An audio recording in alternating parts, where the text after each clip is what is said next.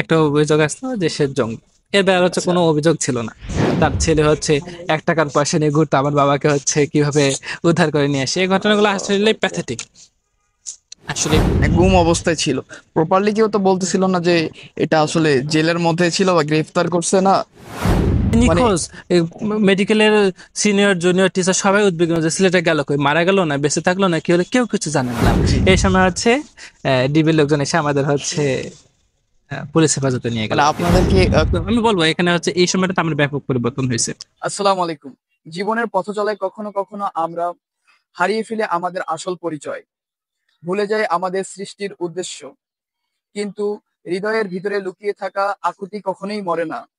সে আকুতি হলো সৃষ্টিকর্তার দিকে ফিরে যাওয়ার আকুতি। দিনে ফেরার গল্প হলো সেসব মানুষের গল্প যারা জীবনের পথ চলায় হারিয়ে গিয়েও আবার ফিরে এসেছেন সত্যিকার ঠিকানায়।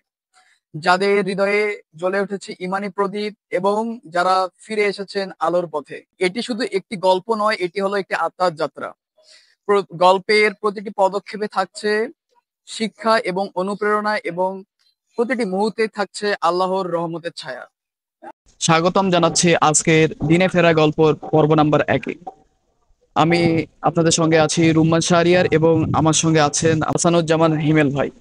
তো ভাইকে আমি বলবো ভাইয়ের পরিচয়টা যদি আপনাদের সবার সামনে দিতেন। আসসালামু আলাইকুম। আমি ডাক্তার হাসানুজ্জামান, খুলনা মেডিকেল থেকে পড়াশোনা শেষ করেছি। আমার ডিসেম্বর মাসে ইন্টার্নি শেষ হয়েছে। আমি হচ্ছে বাসা রংপুরে বদরগঞ্জ, আর এখানে হচ্ছে শাহবাগে আছে। ভাই যদি আপনার দিনে ফেরার গল্পের সূচনা থেকে থেকে আপনার গল্প শুরু করতেন। দিনের ফেরার গল্প বলার ক্ষেত্রে প্রথমে আমাকে হচ্ছে কোরআন থেকে একটা আয়াত পড়তে মন চাচ্ছে, যেহেতু এই আয়াতটা খুব বেশি অনুপ্রেরণাদায়ক। এটা বলে আমি আমার কথা শুরু করতেছি। জি অবশ্যই ভাই। আউযু বিল্লাহি মিনাশ শাইতানির রাজিম। বিসমিল্লাহ। فمن يريد الله أن يهديه يشرح صدره للإسلام ومن يريد أن يضله يجعل صدره ضيقا حرجا كأنما يصعد في السماء। অর্থ হচ্ছে আল্লাহ তাআলা যাকে হৃদায়াত দানের ইচ্ছা করেন তার জন্য তার বক্ষকে ইসলামের জন্য খুলে দেন, আর যাকে পথভ্রষ্ট করার ইচ্ছা করেন তার বক্ষকে অতিশয় সংকীর্ণ করে দেন, যেমন আকাশে ওঠা দুঃসাধ্য বা কষ্টকর। তো এখানে আল্লাহ তাআলাই যাকে হেদায়েত দেন তার জন্য হেদায়েতের পথে আসা খুবই সহজ। আর যদি কারো নাফরমানির কারণে বা হচ্ছে তার নিজের অহংকার বা অহংকার ব্যতীত কোনো কর্মকাণ্ডের কারণে আল্লাহ তাআলার কাছে তাকে হেদায়েত দেওয়া অপছন্দনীয় হয়, তার জন্য হেদায়েতের পথে আসাটা আসলে কষ্টের হয়। তো আমার হচ্ছে প্রথম থেকে যদি বলি, আমার তো হচ্ছে মুসলমান পরিবারে জন্ম, এই জন্য আমার জন্য দিনের পরিবেশে আসাটা খুব বেশি কঠিন ছিল না। এর মধ্যেও দেখা যায় যে অ্যাকচুয়াল দিনটা থেকে আমি কিছুটা হলেও দূরে ছিলাম, ফিল করি এখনকার আমি যতটুকু চেষ্টা করতেছি। হয়তো বা ছোটবেলার মতো যদি চলতাম এখনো আমার মধ্যে একটা ডিস্টেন্স তৈরি হতো। আমি হচ্ছে বাহ্যিক শুরুতে মুসলমান থাকতাম, কিন্তু একদম প্র্যাকটিসিং মুসলিম হিসেবে আমাকে যেরকম পাওয়ার কথা এরকম আহ, হয়তো না আর কি। যাই হোক, আমার হচ্ছে প্রথম দিকের ঘটনা বলে আমি শুরুর দিকে কিরকম ছিল। আমি হচ্ছে গতানুগতিক অন্যান্য পরিবারে যেরকম হয় ওরকমই ছিলাম। তো দেখা যেত প্রতি সপ্তাহে জুম্মার নামাজ, এটাই হচ্ছে আমার সবচেয়ে বড় ইসলামিক কর্মকাণ্ড ছিল। কাজিনদের সাথে যেতাম, আসতাম, ভালো লাগতো। বছরে 2 ঈদ, ঈদের মধ্যে হচ্ছে রমজান মাসে রোজা রাখলে রাখলাম, না রাখলে নাই। বাবা মা তো হচ্ছে সচরাচর ছোটবেলায় রোজা রাখার ক্ষেত্রে ছোটদের অনুৎসাহিত করতো। আহ, এটা আমার মধ্যেও ছিল। বাদ বাকি পরবর্তী যখন আসছি তখন তো রোজা রাখার বিষয়টা চলে আসছে। এক সময় যখন হচ্ছে বুঝ আসলো, হাই স্কুল লেভেলে আসলাম, প্রথম পর্যায়ে বাবা মার অহিংসার সাথে শুরু করলাম। তার দেখা গেছে যে কয়েক বছর যাওয়ার পরে এটা হ্যাবিচুয়েট হয়ে গেল, তখন হচ্ছে আর আপত্তি আসলো না। এরপরে হচ্ছে কোরবানিটা অনেক বেশি এনজয় করতাম, কারণ হচ্ছে গরু জবাই, তারপর হচ্ছে গোস্ত নিয়ে হচ্ছে যে একটা অন্যরকম আনন্দ সবার মধ্যে কাজ করে, এটা ছিল। এরপর হচ্ছে অন্যান্য যে কার্যক্রম গুলা হচ্ছে যে আমাদের পরিবারে যেতে হয়, একটা বাচ্চা জন্মগ্রহণ করে যার আকিকার বিষয়টা থাকে, তারপর হচ্ছে মুসলমানের বা খতনার বিষয়টা থাকে। এসব বিষয়গুলো হচ্ছে অন্যরকম একটা আনন্দদায়ক ছিল। আহ, এরপর হচ্ছে কেউ যখন মারা যেত, তার হচ্ছে মারা মারা যাওয়ার ক্ষেত্রে যে কর্মকাণ্ড গুলো হয়, তার যেটাকে হচ্ছে আমরা চল্লিশা বলে থাকি আর কি। প্রত্যেকটা চল্লিশটা, কর্মকাণ্ড আমি হ্যাঁ। সামনে নিয়ে আসি, তাহলে হচ্ছে বিষয়টা আরো সহজ হবে। আচ্ছা জি। তো একজন মারা যাওয়ার ক্ষেত্রে হচ্ছে অবাক কাজ করতে হচ্ছে, গতানুগতিক হচ্ছে মাইকিং করতো, মাইকিং করে সবাই জানাই জানান দিয়ে। তখন তার ফোন ছিল না, ফোন তো আরো পরে আসতো। খবর পেলে হচ্ছে এই ঢাকা থেকে বা হচ্ছে চিটাং বা কুমিল্লা থেকে লোকজন আসবে, তারপর হচ্ছে তার দাফন কাফন হবে, এই জন্য ওয়েট করতো। এরপর হচ্ছে আহ, সবাইকে ডেকে কোরআন তেলাওয়াত করা বা হচ্ছে হাফেজ ডেকে নিয়ে আসা, সবচেয়ে বড় একটা ওই সময়ে যে দিনই কর্মকাণ্ড মনে হইতো যে হচ্ছে কেউ মারা গেলে আত্মীয় স্বজনরা মিলে হচ্ছে কোরআন শরীফ খতম করাই লাগবে। এই এখনো মারা গেছে, এখন হচ্ছে আত্মীয় স্বজন পাড়া প্রতিবেশী আসে, সবাই মিলে কোরআন খতম করতে হবে, এরকম একটা ইয়ে ছিল। এরপর হচ্ছে কালেমার যে এত শত বা এত লক্ষ পাঠ করতে হবে, এই বিষয়টা অনেক মানে মজার ছিল আর কি। বাদ বাকি প্র্যাকটিক্যালের সাথে একটু যদিও এর মধ্যে একটা কি বলবো মতপার্থক্যের বিষয় আছে, তো এগুলো আমি ফিল করতাম। এরপরে হচ্ছে আরো তো আছে যে 3 দিন পর গিয়ে অনুষ্ঠান করা, তুমি যেটা বললা যে চল্লিশা, চল্লিশা। চল্লিশা তো অনেক ঘটা করে পালন করা হয়। যে দেখা গেছে আমার হচ্ছে নানার বাসায়, নানার হচ্ছে প্রতিবেশীদের মধ্য থেকেও কেউ মারা গেছে, এই এই যে চল্লিশের আয়োজন আমাকে যাতে হচ্ছে একটু বাধ্যতামূলক টাইপের ছিল আর কি। অবশ্য সে সময় মজাও লাগতো যে যাচ্ছি প্রোগ্রাম, মানে তখনকার সময়টা ছিল দিন মানে একটা আনন্দ টাইপের, যে জাস্ট করতে হয় তাই করতেছে রেওয়াজ টাইপের। হুম। যে কালচারাল অন্যান্য প্রোগ্রামের কারণে না, যখন আমাদের সমাজে যেমন পয়লা বৈশাখ বা হচ্ছে 21শে ফেব্রুয়ারি, 16ই ডিসেম্বর যেমন পালন করি, এরকম টাইপের একটা ছিল যে দিনের কর্মকাণ্ড পালন করতে হয় তাই করতেছি। তারপর আসলে যখন আমি দিনের বুঝ পাইলাম যে আসলে এটা তো দিন না, যে আল্লাহ তাআলা, আগে তো মানতাম যে ইসলাম মানে শান্তি, এতটুকুই সীমাবদ্ধ ছিল, কিন্তু যখন পরিপূর্ণভাবে অনুধাবন করলাম যে ইসলাম হলো ভাই এই আত্মসমর্পণ। জি, এই পরিপূর্ণভাবে কিভাবে আসলেন ভাই? যে কোথা থেকে মোটিভ হইলেন, বা কারো মাধ্যমে অথবা বই পুস্তক পড়ে? এখানে হচ্ছে আসলে স্পেসিফিক ভাবে যদি বলতে চাই কোন ফ্যাক্টর আমাকে হচ্ছে মোটিভেশন দিয়েছে, এটা বলাটা টাফ, কারণ হচ্ছে একাধিক ফ্যাক্টর আমার ক্ষেত্রে কাজ করছে। তো আমি যদি হচ্ছে প্রথম থেকে বলতে যাই, আল্লাহ তালা একটা হচ্ছে ইশারা ছিল, যে দেখা গেছে যে আল্লাহ তালা যখন আমি কোনো কাজ হাতে নিচ্ছি, আল্লাহ তালা হচ্ছে আমাকে ওই কাজটাকে সহজ করে দিয়েছে। এ থেকে মনে হয়েছে যে না, আমি তো চাইলে হচ্ছে আল্লাহ তালাকে, আল্লাহ তালা আমাকে দান করতেছে, আল্লাহ তালার প্রতি কৃতজ্ঞতা যে একটা, এটার মধ্যে মনের মধ্যে ছিল। এর- এরপরে হচ্ছে দেখা গেলো যে আমি হচ্ছে মেডিকেল চান্স পেলাম, আল্লাহ তালা দিল। এরপরে হচ্ছে তাবলিগের ভাইদের সাথে পরিবেশে থাকলাম। তাবলিগের ভাইরা হচ্ছে আমাকে খুব বেশি সুন্নতে ইহতিরাম করার জন্য বলতো। হ্যাঁ, তাদের সাথে থাকার কারণে দেখা যেত যে আমাদের অন্যান্য যা বন্ধু বা সিনিয়র, তাদের সাথে একটা পার্থক্য হয়ে গেল, যে আমি হচ্ছে সুন্নতের উপর চলতেছি, আমি হচ্ছে গুনাহ থেকে বেঁচে থাকতেছি। অনেক মানে কি বলবো, যে অন্যান্যদের সাথে গতানুগতিক সাথে একটা ডিফারেন্স হয়ে গেল, মানে দিনে একটা অংশের একটা সোয়াব পেয়ে গেলাম এখানে। এরপর হচ্ছে ভাইরা বলতো যে হচ্ছে আমরা যে তাবলিগের কাজগুলো করি, এগুলো আসলে মানুষের মধ্যে দিন মানে আগ্রহ তৈরি করে, এই আগ্রহ তৈরি করাটাই আমাদের উদ্দেশ্য। তখন থেকে আমার মনের মধ্যে একটা আগ্রহ আমি ফিল করতে থাকলাম, কিন্তু এটা পরিপূর্ণ ছিল না, এর মধ্যে কিছু গ্যাপ বা লেকিংস ফিল করতাম। এরপর হচ্ছে যখন করোনা আসলো, তখন একটা কি বলবো ব্যাপক পরিবর্তন, তো আমি বলবো এখানে হচ্ছে এই সময়টা আমার ব্যাপক পরিবর্তন হয়েছে। করোনা প্যান্ডামিকের সময়? হ্যাঁ, করোনার সময় হচ্ছে যখন আমি হচ্ছে বাসায় চলে আসলাম, এই সময় আমাদের অনলাইনে ক্লাস হইতো, বাসা থেকে ক্লাস করতাম। বাসা হচ্ছে গ্রামে ছিল, তো দেখা যায় যে অনেক সময় নেটে প্রবলেম হইতো। তো রংপুর মেডিকেলে হচ্ছে এক সিনিয়র ভাই ছিল, ভাই তখন পঞ্চম বর্ষে পড়ে, আমি তখন তৃতীয় বর্ষে। এরপর হচ্ছে আমাদের ক্লাসের শুরুতে আইটেম পরীক্ষা, যেটা আমরা বলি যে 10 মার্কের ভাইবা পরীক্ষা, প্রায় প্রতিদিনই থাকে, একাধিক থাকে। তো এই পরীক্ষাগুলো হচ্ছে দিতে গেলে একটু ভালো নেট কানেকশনের প্রয়োজন হয়, অনেক সময় গ্রাম থেকে দিতাম, শহরে ভাইয়ের ওখানে মাঝে মাঝে যাইতাম। তো ভাইয়ের কাছে যার একটা উদ্দেশ্য ছিল যে ভাই তো হচ্ছে ভাইয়ের তাবলিগ করতো, বাদ বাকি ভাই একটু ইলমের চর্চা বেশি করতো। আচ্ছা।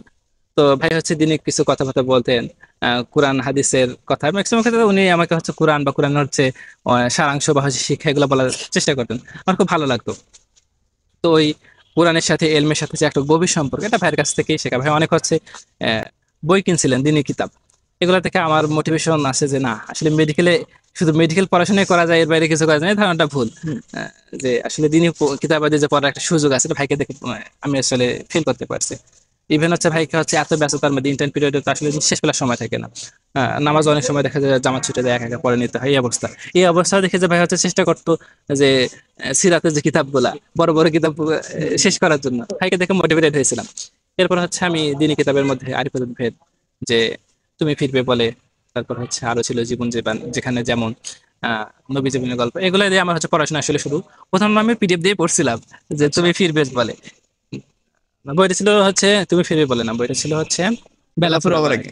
আরিফাজাদ ভাইয়ের বইটা ছিল বেলা ফুরাবার আগে, এটা আমি হচ্ছে আগে মানে ফোনে পড়লাম। ওইটা হচ্ছে একটা অ্যাপস, অ্যাপস হচ্ছে সবার জন্য উন্মুক্ত ছিল, এটা যখন পরে শেষ করলাম, তখন তো মনে হলো যে আসলে বইয়ের তো একটা কপিরাইট আছে, ওইটা কিনে ফেলি।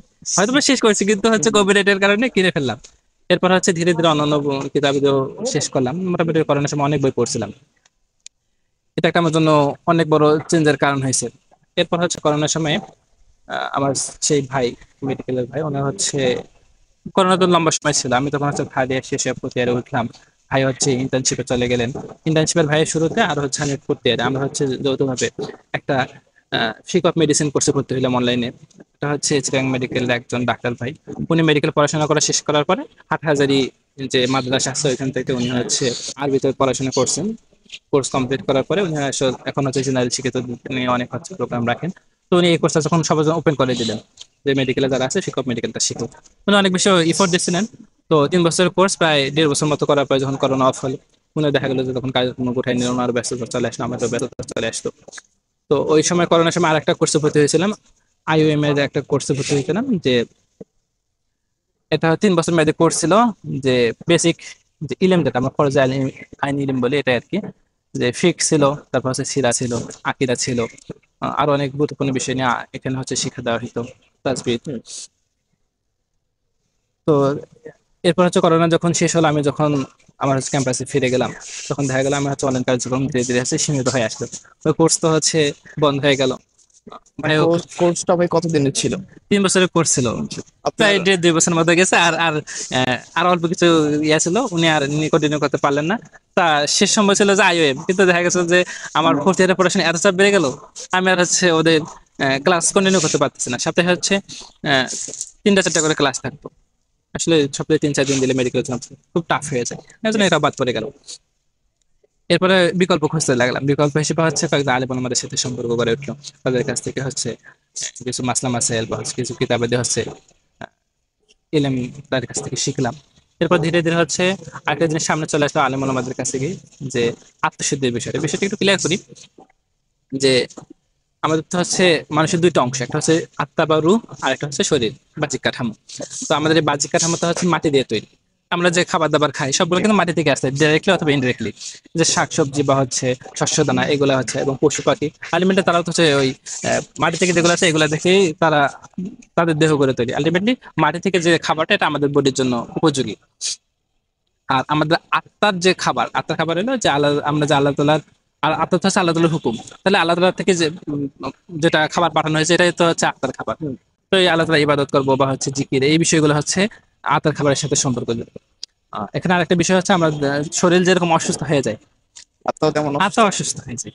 তো আমাদের শরীর যখন অসুস্থ হয়ে যায়, আমাদের কারো জ্বর আসে বা হচ্ছে ক্যান্সার হয় বা কোনো হচ্ছে অ্যাক্সিডেন্ট হয়, তখন আমরা বাকিরা সব সমবেদনা করি, ইসে ছেলেটা অসুস্থ বা হচ্ছে লোকটা অসুস্থ, দুঃখ প্রকাশ করে। কিন্তু যখন আত্মা অসুস্থ হয়ে যায় তখন কিন্তু কেউ দুঃখ প্রকাশ করে না, উল্টো তাকে হচ্ছে ঘৃণা করে, তার বিরুদ্ধে হচ্ছে অভিযোগ নিয়ে আসে।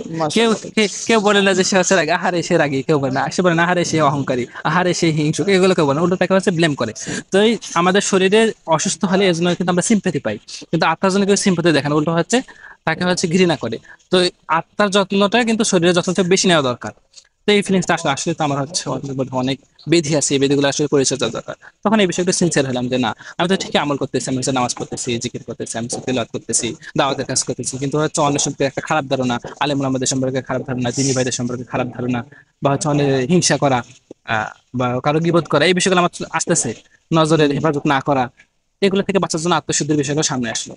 তো এইভাবে আমার হচ্ছে একসময় দেখা গেলো যে ধীরে ধীরে ধীরে কয়েকটা ফ্যাক্টরের মাধ্যমে একটা পরিবর্তন আসলো। তো আমি যদি সামারি করি যে ফ্যাক্টরগুলোর মধ্যে হচ্ছে তাবলিগ একটা ফ্যাক্টর ছিল, এরপর হচ্ছে দিনী এলেমের বিষয়টা একটা ছিল, তারপর হচ্ছে বড় ভাইয়ের একটা অনেক গাইডেন্স ছিল। ওই সময়টাতে আসলে আমার জন্য খুব টাফ ছিল, ওই সময় যদি ভাই হেল্প না করতে হয়তো বা আমার ওইখান থেকে দিনের লাইনে বিস্তৃত ঘটার একটা পসিবিলিটি ছিল। এরপর হচ্ছে আলেম ওলামাদের সোহবত ছিল। আসলে সব মিলে আল্লাহ তাআলা সহজ যেকোনো করেছেন, একটা তাই হয়েছে। মাধ্যমে। হ্যাঁ জি, আল্লাহ তাআলা আপনাকে, আপনার ওই ভাইয়ের নামটা কি জানতে পারি ভাই? ভাই হচ্ছে ডাক্তার আসাদুজ্জামান আসাদ ভাই। ভাই এখন কোথায় আছে? ভাই হচ্ছে এখন ঢাকায় কোন মেডিকেলের নাম মনে করতে পারতেছি না, অর্থোপেডিক্স ডিপার্টমেন্টে উনি হচ্ছে পোস্ট গ্রাজুয়েশন করতেছেন। মানে ভাই আমরা যেটা ভাই দেখতেছি যে আল্লাহ তাআলা কারো না কারোর মাধ্যমে আমাদেরকে দিনের পথে ফিরে আনার জন্য বিভিন্ন ধরনের ভাই অপরচুনিটি দিয়ে থাকেন। সেটা হইতে পারে কারো বন্ধু, কারো আত্মীয় স্বজন, অথবা কেউ বাইরেরও মানুষ হতে পারে। যেহেতু আপনি বললেন যে তাবলিগের অনেক সাথী ভাইয়েরা আছেন, তারা মনে করেন যে বিভিন্ন বিভিন্ন জায়গা থেকে আসে, এবং তারা আমাদেরকে অনেক সুন্দরভাবে কথা মনে করেন, তারা এমন ভাবে আমাদেরকে আপন করে নেয় যেন মনে করে কতদিনের সম্পর্ক। তো তারাও আলহামদুলিল্লাহ আমাদের দিনে ফেরার একটা বড় একটা খেদমত করতেছেন আলহামদুলিল্লাহ। তো তাদের জন্য আমরা সবাই দোয়া করব এবং তাদেরকে মেহনতকে জোরালো করার চেষ্টা করবো ইনশাল্লাহ।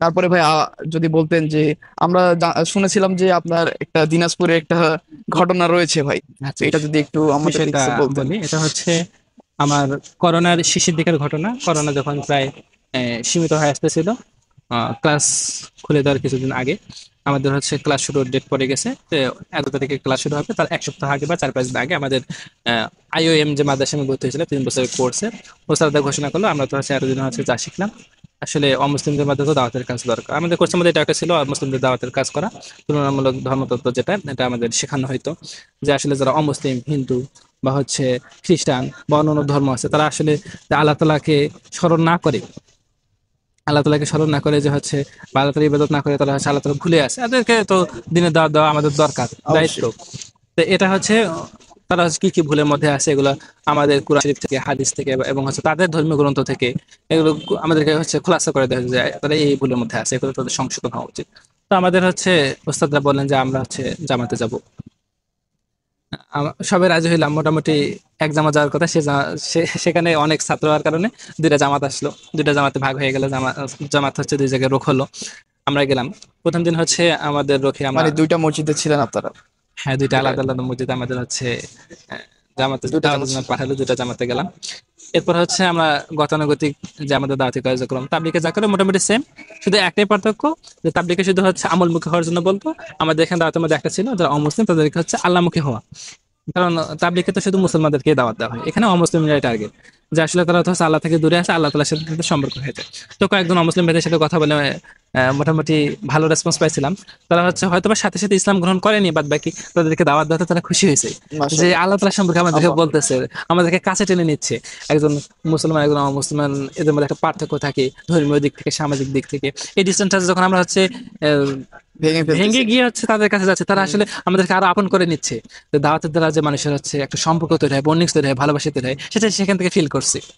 এরপর হচ্ছে আমাদের একদিন যাওয়ার পরে হচ্ছে আহ, আমরা ধারণা করতেছি এটা হচ্ছে কোনো অথরিটি হতে পারে, আহ, যারা হচ্ছে খ্রিস্টান মিশনারি আছে তাদের থেকে এটা হয়তো করা হয়েছে, অথবা পলিটিক্যালি করা হয়েছে। এটা হচ্ছে যখন হচ্ছে প্রশাসন লেভেলে ইনফরমেশন গেল যে আমরা এখানে আছি, তখন আমাদেরকে একটা হচ্ছে তারা হচ্ছে সন্দেহ করে আমাদেরকে হচ্ছে সবাইকে পুলিশ ফাঁড়িতে নিয়ে গেল।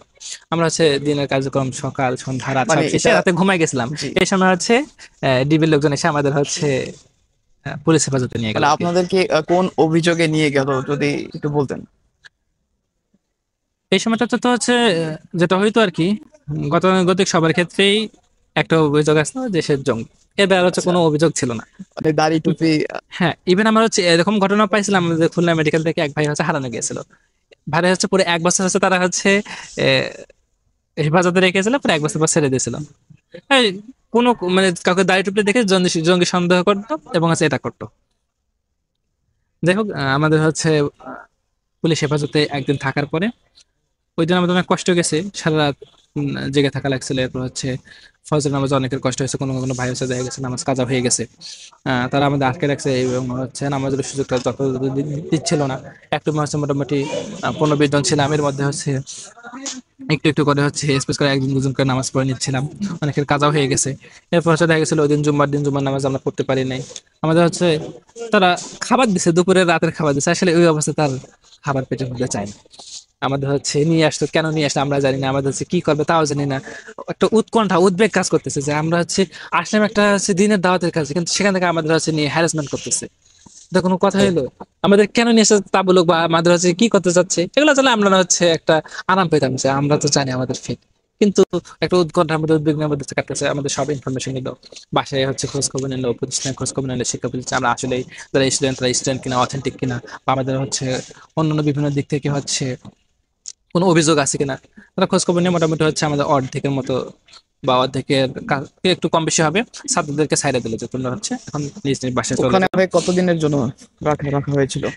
আমরা যারা হচ্ছে কোনো অভিযোগ প্রমাণিত হয়নি বা যাদেরকে কোনো অভিযোগ চাপিয়েও দেওয়া যায়নি, প্রমাণিত হলে ভুল ভুল হবে, অভিযোগ যাদেরকে চাপানো যায়নি তাদেরকে হচ্ছে একদিন রেখে ছেড়ে দিয়েছে। আর যাদের উপর অভিযোগ চাপানোর সুযোগ ছিল, বিশেষ করে যারা হচ্ছে মাদ্রাসার ওস্তাদ ছিল বা হচ্ছে তাদের হচ্ছে পলিটিক্যাল ব্যাকগ্রাউন্ড অন্য ছিল, আওয়ামী লীগ বা অন্য কিছু করতো, এদেরকে হচ্ছে 1 সপ্তাহ খানিক বা আরো বেশি কিছু সময় রাখলো। তাদেরকে এক সময় ছেড়ে দিল, কিন্তু আমাদের যারা হচ্ছে ওস্তাদ ছিল ওস্তাদদের কয়েক মাস রাখছিল। ওখানে জুবাইর ওস্তাদ আমাদের ছিল, মুফতি জুবাইর হ্যাঁ হ্যাঁ, সাহেব। মুফতি জুবাইর ওস্তাদের আন্ডারে যেহেতু কাজ, উনি হচ্ছে আমাদের ওই দিন রাতে অথবা পরের দিন সকালে আমাদের সাথে দেখা করার কথা। কিন্তু হচ্ছে ওই দিন রাতে যখন আমাদের গ্রেফতার করলো, উনি হচ্ছে ওনাকে বলা হলো যে আমরা এই অবস্থা। উনি তারপরে হচ্ছে আমাদের সাথে আর দেখা করতে আসলেন না। কিন্তু হচ্ছে উনি দেখা করতে না আসলেও, যেহেতু আমাদের হচ্ছে ফোন রেকর্ডিং এগুলো হচ্ছে ডিবির আন্ডারে ছিল, ওনার হচ্ছে লোকেশন ট্র্যাক করে ওনাকে হচ্ছে বিমানবন্দর থেকে গ্রেফতার করা হয়েছিল আর কি। বললাম যে দীর্ঘদিন উনি ইয়াতে ছিল, জেলের মধ্যে ছিল, মানে গুম অবস্থায় ছিল। প্রপারলি কেউ তো বলতেছিল না যে এটা আসলে জেলের মধ্যে ছিল বা গ্রেফতার করছে না, কেমন কি? আসলে ডিবির বিষয়টা এরকমই। আমরা হচ্ছে আরো অনেক ঘটনা দেখছি, আবু তাহা মোহাম্মদ হাদনান ভাই আছে, তারপর আছে মোহাম্মদ হাসান গুনবী, এবং আরো অন্যান্য যারা আছে, এদেরকে এভাবে একইভাবে ধরে নিয়ে যাওয়া হয়েছে। নিয়ে যাওয়ার পরে এরপর হচ্ছে এক একজনকে এক এক ভাবে হচ্ছে ইয়ে দিয়ে ছেড়ে দিছে। কেউ বলছে সে হচ্ছে বিভিন্ন রকমের ট্যাক্স। তাদেরকে ছেলেদের ক্ষেত্রে ট্যাগ দেয়নি, তারা নিজ নিজ কাজে গেছে। কেউ হচ্ছে সংসার থেকে দূরে থাকার জন্য আবু তাহাবা, এটা তো সবাই জানি। এটা একটা হাস্যকর ব্যাপার, হ্যাঁ। হ্যাঁ, এরকম উদাহরণ তাদেরকে ছেড়ে দিছে। আর হচ্ছে আমার মেডিকেলের ভাইয়ের কথা বললাম, ভাই 1 বছর রাখছিল, চিন্তা করা যায়। সে মানে নিখোঁজ। মেডিকেলের সিনিয়র জুনিয়র টিচার সবাই উদ্বিগ্ন যে ছেলেটা গেল কই, মারা গেল না বেঁচে থাকলো না কি হলো, কেউ কিছু জানে না। আচ্ছা, 1 বছর পর হচ্ছে হঠাৎ করে আসলো, তারপর হচ্ছে পরীক্ষা দিল, পাশ করলো, ইন্টার্নি করলো। ইন্টার্নি হচ্ছে আবার নিজের এলাকায় গিয়ে করছে, আর ফ্যামিলি থেকে রিস্ক নেয় না। আর হচ্ছে আমাদের মেডিকেলে ইন্টার্নি করতে দেয়নি। মানে সব ক্ষেত্রে যা হয় এখানেও তা হয়েছে। তাকে হচ্ছে যখন গ্রেপ্তার করা হলো তখন কোনো কিছু নাই। তারপরে হচ্ছে আলটিমেটলি সতর্ক হচ্ছে চেপে থাকে না, তার ফ্যামিলি থেকে সংবাদ সম্মেলন হলো, আর অনেক কিছু আছে ঘটনা আমরা জানি। তার ছেলে হচ্ছে 1 টাকার পয়সা নিয়ে ঘুরতো, আমার বাবাকে হচ্ছে কিভাবে উদ্ধার করে নিয়ে আসে। এই ঘটনাগুলো আসলে প্যাথেটিক, আসলে প্যাথেটিক। দেখ আল্লাহ তাআলা আমাদের সরকার পতনের পর মনে হয়েছে যে আসলে যারা আমাদেরকে এভাবে হেনস্থা করছে, তারা তাদের উচিত শিক্ষা একটা দিছে। আল্লাহ। আখিরাতে তো আছে, বাদ বাকি দুনিয়াতে একটা দেখাই দিছে যে মুসলিমের কান্না যে আল্লাহ তাআলা দেখেন বা শোনেন, এটা হচ্ছে প্র্যাকটিক্যালি পাইছে। তো এখান থেকে আমাদের পুলিশ হেফাজতে আরো কিছু ঘটনা আমি শেয়ার করতে চাচ্ছি।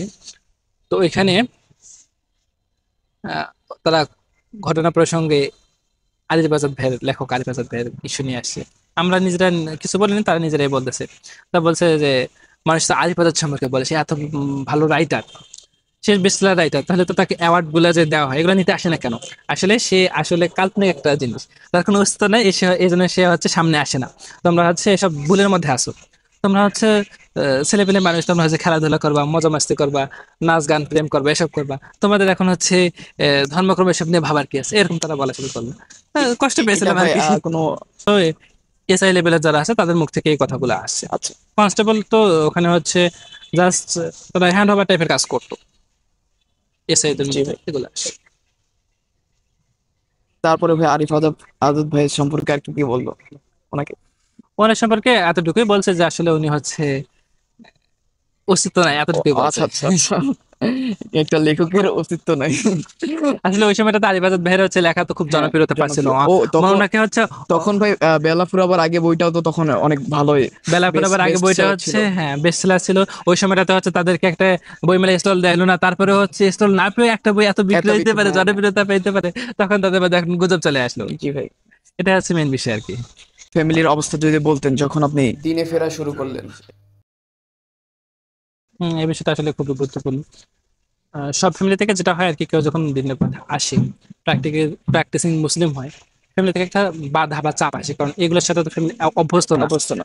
সচরাচর আমরা যারা দেখি যে অমুসলিম, তারা আসার পরে এক ধরনের তাদের ফ্যামিলি থেকে বিষয় আসে। আর যারা মুসলিম তাদের ক্ষেত্রে আরেক ধরনের, দুইটাই দুজনের জন্য পরীক্ষা। বাদ বাকি এই পরীক্ষা টিকে থাকতে পারে, এটা হচ্ছে খুব বেশি ধৈর্য, সব ধৈর্য এবং আল্লাহ তাআলার অনুগ্রহের বিষয় আর কি। তো আমার ক্ষেত্রে যেটা দেখছিলাম, যে ফ্যামিলিটা হচ্ছে বাধা আসে একটা কারণ হচ্ছে দিন সম্পর্কে সচেতন না থাকে, এটা হচ্ছে সবচেয়ে বড় বাধা। তো দেখা যেত যে দিনী বিষয়গুলোকে তারা হচ্ছে খুব হালকা ভাবে নিত আর কি। হুম। হালকা ভাবে দিত যে নামাজ পড়তে হয়, এটা তো বাসায় পড়লেও পড়লেও পড়া কি আর যায়, না পড়লেও কি। বাসায় পড়লেও পড়া যায়, হুম। মসজিদে যাওয়াই লাগবে এরকম কিছু না, কিছু না। জরুরি কিছু না।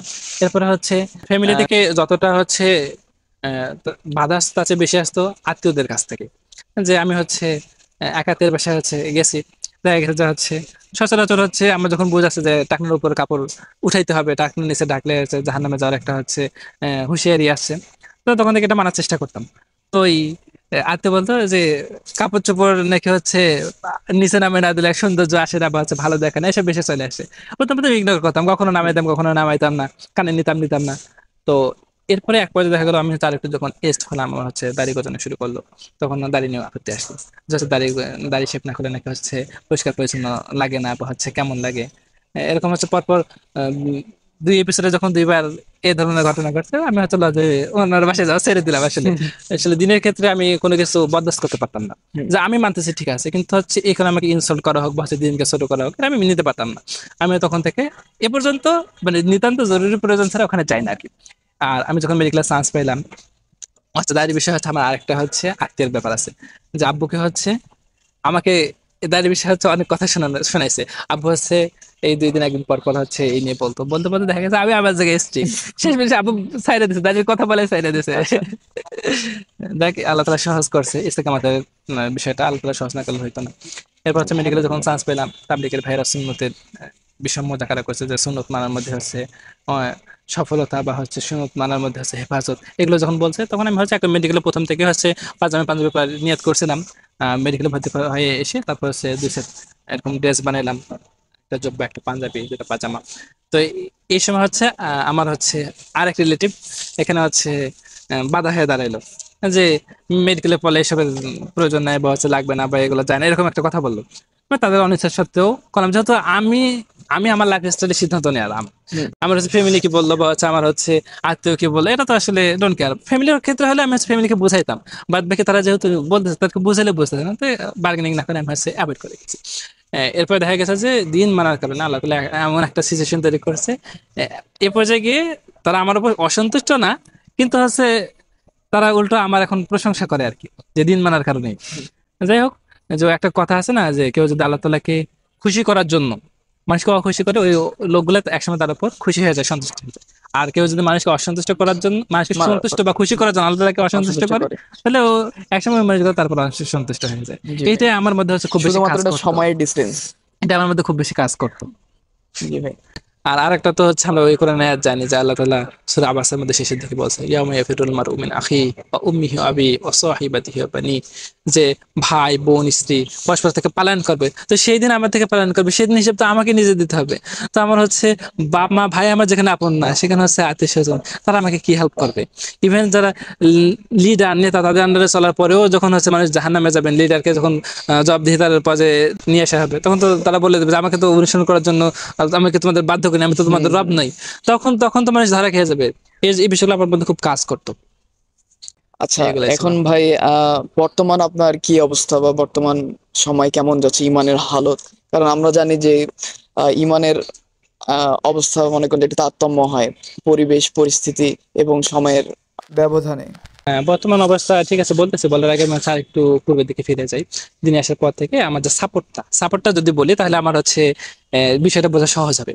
আমি যখন দিন মানা শুরু করছি, দেখা গেছে আমার তো পরিবর্তন মোটামুটি মেডিকেল ট্রান্সফার পর থেকে কাজ চলে আসে, আর ব্যাপক পরিবর্তন হচ্ছে করোনার পর থেকে। তো দেখা গেছে আমি যখন মেডিকেলে পড়াশোনা করছি, শুনতে পোশাকে হচ্ছে ক্লাস করতাম, পরীক্ষাগুলো দিতাম, আমাদের যে ভাইবা পরীক্ষাগুলো কাছে আমরা আইটেম বলি, এগুলা দিতাম। প্রত্যেকটা পরীক্ষা আমি হচ্ছে গতানুগতিক, আমি হচ্ছে শার্ট প্যান্ট না পরে আমি হচ্ছে পাজামা পাঞ্জাবি পরে যেতাম। তো আমার টিচার হচ্ছে আমাকে খুব প্রশংসা করতো, আমার অন্য ব্যাচমেট যারা ছিল তাদের কাছে আমার ভালো বলতো, আমাকে আমার মতো হওয়ার জন্য আমার গেট আপ, আমার লেবাস, এগুলো নিয়ে প্রশংসা করতো। এটা আমার খুব ভালো লাগতো। আমি পরীক্ষা দিয়ে চলে আসছি, আমার আরেক বন্ধু বলে যে আমি ম্যাডাম তো হচ্ছে তোমার কথা খুব ভালো বললো, তোমার লেবাসের প্রশংসা করলো, তোমার মতো হওয়ার জন্য বললো। এটা আমাকে খুব মজা দিত। ইভেন থেকে গেছে অমুসলিম টিচার, অমুসলিম পুরুষ টিচার, অমুসলিম মহিলা টিচার, তারা হচ্ছে অনেক বেশি অ্যাপ্রিসিয়েট করতো, যে মাশাআল্লাহ। হুজুর ছেলেরা অনেক ভালো পড়াশোনা করে, তারা হচ্ছে সব দিক থেকে ভালো। আমার হচ্ছে সাজির এক স্যার ছিল, ওই স্যার হচ্ছে অমুসলিম, কিন্তু হচ্ছে আমাকে এত বেশি ভালোবাসতো। ওর ওটিতে হচ্ছে থার্ড ইয়ার প্লেসমেন্ট থাকতো, ক্লাস নিত। এখন ওটিতে হচ্ছে আমাকে ডেকে সামনে নিয়ে গেছে হচ্ছে আমাকে পাশে রেখে বাকিদের সবাই থেকে পড়াচ্ছে। আমাকে জিজ্ঞেস করে আমি ঘুম থেকে কখন উঠলাম, তো বললাম যে আমি হচ্ছে ফজর নামাজের ওয়াক্তে উঠছি। তারপর হচ্ছে পাশ থেকে একজন বলে, ও তো উঠে খেয়ে আবার ঘুমাই গেছে। এখন ওই হিন্দু স্যার বলতেছে, ঠিক আছে ঘুমাই যা, কিন্তু ও তো উঠছে, তোরা কি উঠতে পারবি? অনেক বেশি সাপোর্টিং ছিল। এরপর হচ্ছে এমনও ঘটনা ঘটছে, যে আমি হচ্ছে 5th ইয়ারে উঠে তো হচ্ছে পাগড়ি পরা শুরু করলাম। যখন পাগড়ি পরে ক্লাসে যাইতাম, তো সাজারির আমাদের ডিপার্টমেন্ট হেড এটা নোটিস করতেন, আমাকে পাগড়ি হুজুর ডাকতেন আর কি। বাকিদের আলাদা আলাদা নাম দিত, বড় হুজুর, ছোট হুজুর। আমাকে হচ্ছে পাগড়ি হুজুর নাম দিতেন। তো একদিন হচ্ছে প্রথম ওটিতে প্লেসমেন্ট 5th ইয়ারে, ওই দিন হচ্ছে সার্জারিতে গেলাম। ওটিতে তো হচ্ছে সব ওটি ড্রেস পরে যায়, ওটি ড্রেসের সাথে আসলে পাগড়ি পাগড়ি যায় না এরকম মনে হলো, এই কারণে আমি হচ্ছে ওটি ড্রেস পরে গেছি। এখন সাথে বলে এই ওজন তোমার পাগড়ি কই, বিষয়টা একটু ইতস্তত হয়েছে। এরপরে চেষ্টা করছি যে আমার যতটুকু পারা যায় সুন্নতি লেবাস বা সুন্নতের উপর বা হচ্ছে দিনের উপর, এটা আমাকে মানে মেডিকেল ইয়াতে আমি সাপোর্ট পাওয়ার কারণে আমার জন্য সহজ হয়েছে। ইভেন ইন্টারনেটে আর একটা মজার ঘটনা ঘটছে, আমি হচ্ছে ওটিতে গেছি, ওই সময় দেখা যায় যে দিনের বেলা যখন বিকেল হয়ে যায়, বিকেল হয়ে ওটির ইনস্ট্রুমেন্ট অনেক ল্যাকেজ হয়ে যায়, কারণ হচ্ছে অফিস টাইম তো থাকে সকাল আহ 2:30 পর্যন্ত, দুপুর 2:30 পর্যন্ত থাকে। যখন অফিস টাইম শেষ হয়ে যায় তখন যারা হচ্ছে সিনিয়র নার্স তারা হচ্ছে সব কিছু হ্যান্ড ওভার দিয়ে যায়, ইনস্ট্রুমেন্ট অনেক কিছু কম পড়ে যায় বিকেল বেলা বা রাতের বেলা, অত বেশি অপারেশন থাকে না, ইমার্জেন্সি অপারেশন তো কম ইনস্ট্রুমেন্ট হলে হয়, বা হচ্ছে ওটি ড্রেস অনেক সময় আবহাওয়ার কারণে কম পড়ে যায়।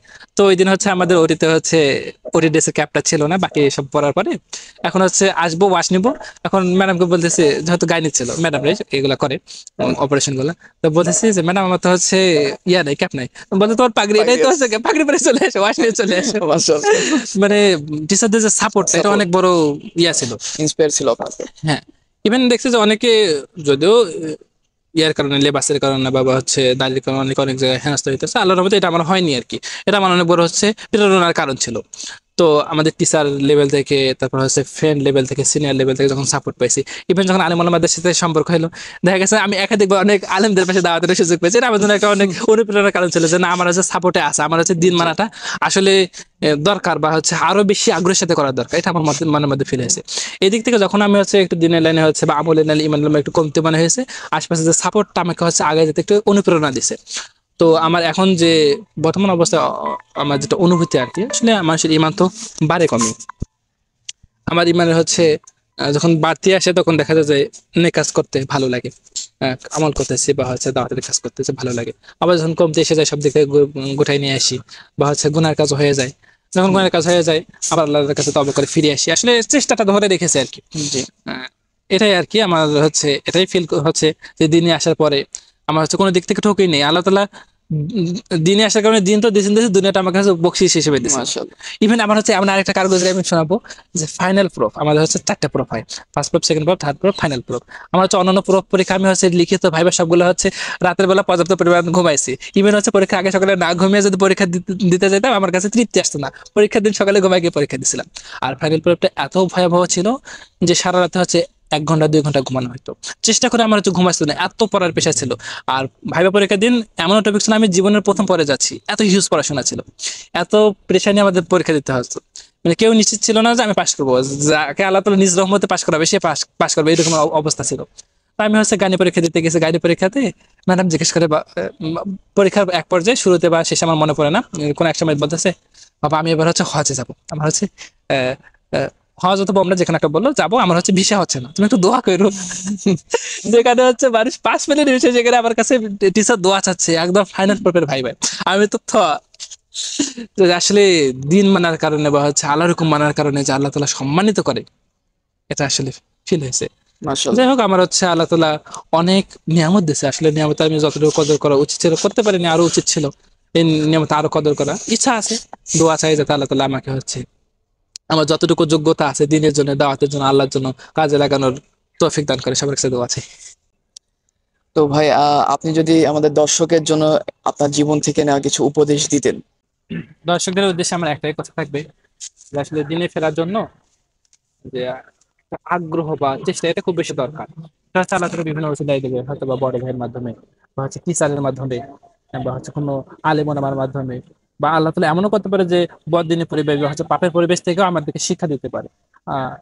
বিভিন্ন ইতিহাসে যে আমরা দেখি, এটা কিন্তু আমরা পাবো যে অনেকে আহ মদ খাইতো, তারপর হচ্ছে জেনার কাজ করতো, এই পরিবেশ থেকে তারা ফিরে এসে আল্লাহ আল্লাহ হয়েছে, এই ঘটনা আছে।